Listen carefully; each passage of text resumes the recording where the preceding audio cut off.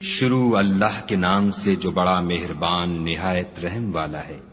وہ خدائے عز و جل بہت ہی بابرکت ہے جس نے اپنے بندے پر قرآن نازل فرمایا تاکہ اہل عالم کو ہدایت کرے۔ وہی کہ آسمانوں اور زمین کی بادشاہی اسی کی ہے، اور جس نے کسی کو بیٹا نہیں بنایا، اور جس کا بادشاہی میں کوئی شریک نہیں، اور جس نے ہر چیز کو پیدا کیا پھر اس کا ایک اندازہ ٹھہرایا۔ اور لوگوں نے اس کے سوا اور معبود بنا لیے ہیں جو کوئی چیز بھی پیدا نہیں کر سکتے اور خود پیدا کیے گئے ہیں، اور نہ اپنے نقصان اور نفع کا کچھ اختیار رکھتے ہیں، اور نہ مرنا ان کے اختیار میں ہے اور نہ جینا، اور نہ مر کر اٹھ کھڑے ہونا۔ اور کافر کہتے ہیں کہ یہ قرآن من گھڑت باتیں ہیں جو اس مدعی رسالت نے بنا لی ہے، اور لوگوں نے اس میں اس کی مدد کی ہے۔ یہ لوگ ایسا کہنے سے ظلم اور جھوٹ پر اتر آئے ہیں، اور کہتے ہیں کہ یہ پہلے لوگوں کی کہانیاں ہیں جن کو اس نے جمع کر رکھا ہے، اور وہ صبح شام اس کو پڑھ پڑھ کر سنائی جاتی ہیں۔ کہہ دو کہ اس کو اس نے اتارا ہے جو آسمانوں اور زمین کی پوشیدہ باتوں کو جانتا ہے، بے شک وہ بخشنے والا مہربان ہے۔ اور کہتے ہیں یہ کیسا پیغمبر ہے کہ کھانا کھاتا ہے اور بازاروں میں چلتا پھرتا ہے، اس پر کوئی فرشتہ کیوں نازل نہیں کیا گیا کہ اس کے ساتھ ہدایت کرنے کو رہتا؟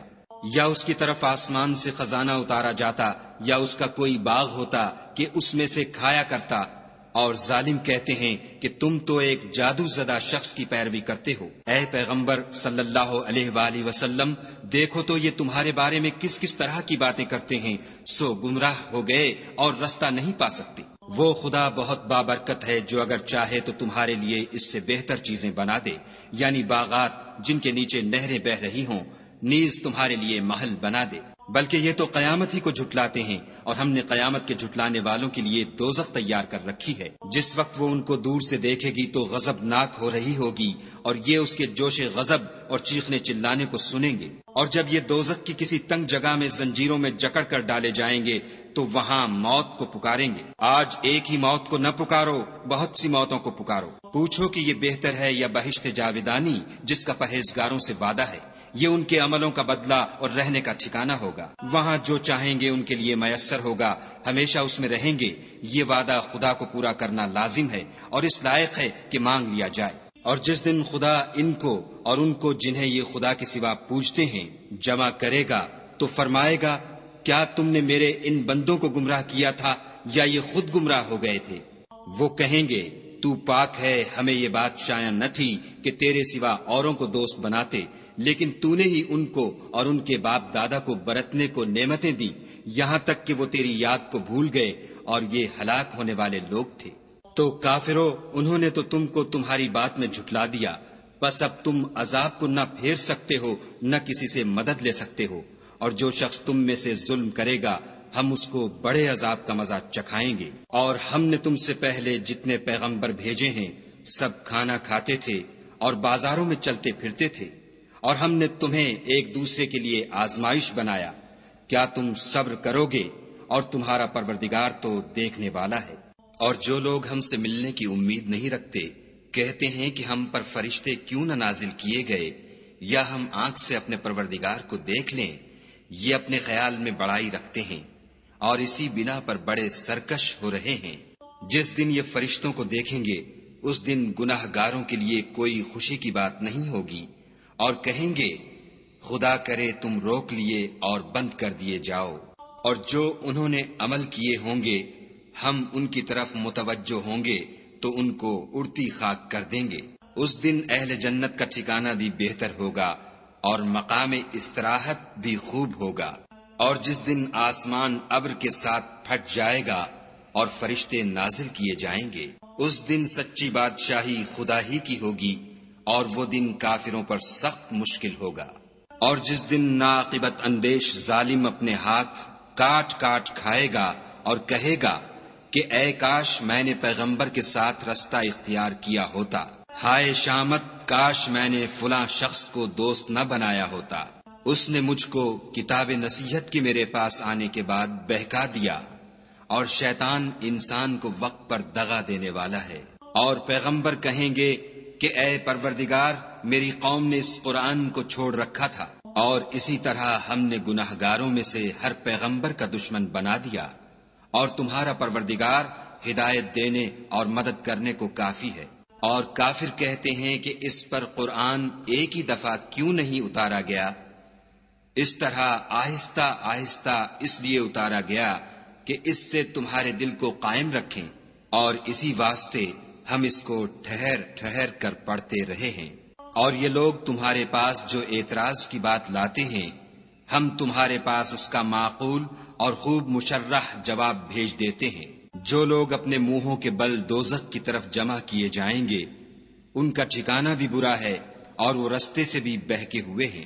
اور ہم نے موسیٰ کو کتاب دی اور ان کے بھائی ہارون کو مددگار بنا کر ان کے ساتھ ملا دیا، اور کہا کہ دونوں ان لوگوں کے پاس جاؤ جنہوں نے ہماری آیتوں کی تکذیب کی۔ جب تکذیب پر اڑے رہے تو ہم نے ان کو ہلاک کر ڈالا۔ اور نوح کی قوم نے بھی جب پیغمبروں کو جھٹلایا تو ہم نے انہیں غرق کر دیا اور لوگوں کے لیے نشانی بنا دیا، اور ظالموں کے لیے ہم نے دکھ دینے والا عذاب تیار کر رکھا ہے۔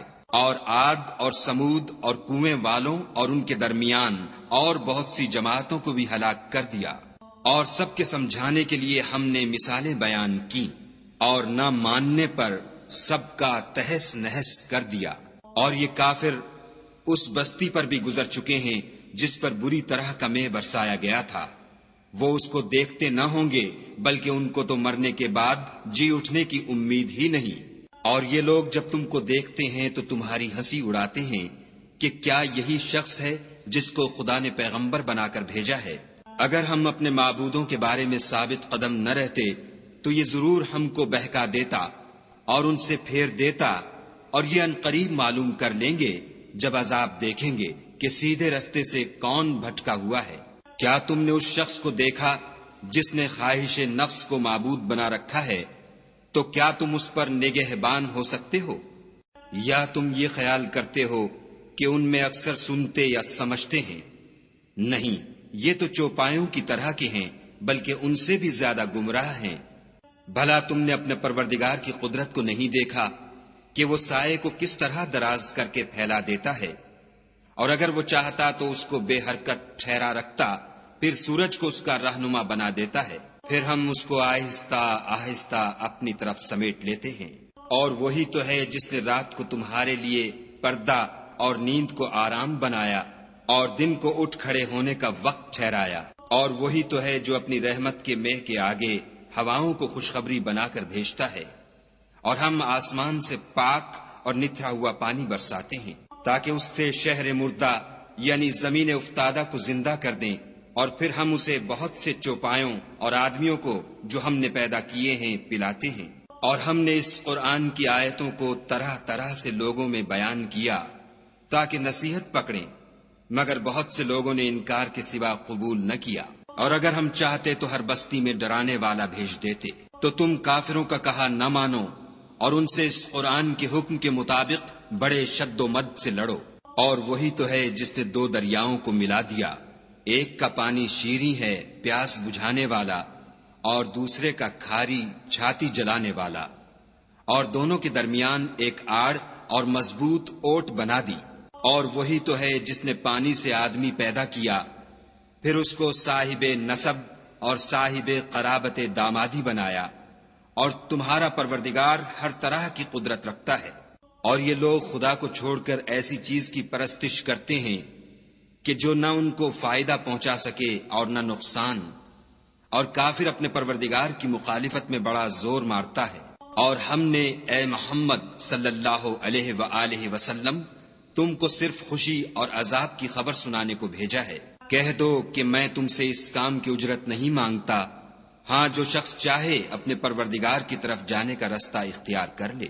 اور اس خدائے زندہ پر بھروسہ رکھو جو کبھی نہیں مرے گا، اور اس کی تعریف کے ساتھ تسبیح کرتے رہو، اور وہ اپنے بندوں کے گناہوں سے خبر رکھنے کو کافی ہے۔